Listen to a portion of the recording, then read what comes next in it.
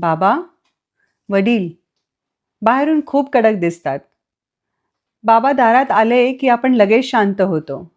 आपल्याला वाटतं ते रागावतील, ओरडतील. पण खरं सांगायचं तर कदाचित तेही आतून घाबरलेले असतात.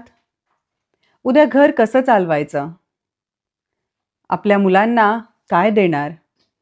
यांची स्वप्न कशी पूर्ण करणार? या हजारो प्रश्नांचं ओझं ते उचलत असतात.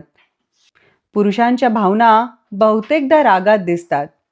कारण त्यांना शिकवलंच नसतं, मला भीती वाटते किंवा मी थकलोय असं सांगायला. म्हणून ते शांत होतात, दडपून जातात. आपण त्यांचा कडक चेहरा मात्र पाहतो, पण आत एक मोठं थकलेलं हृदय असतं. फक्त आपल्या कुटुंबासाठी झगडणारं. एकदा तरी त्या बाबांना मिठी मारा.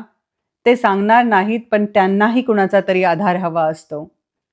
कदाचित आयुष्यात कोणीच त्यांना तू खूप छान काम करतोयस असं सांगितलं नसेल. आज सांगा, आज मिठी मारा. बोलणार नाहीत कधी ते, पण त्यांनाही हे सगळं हवं असतं.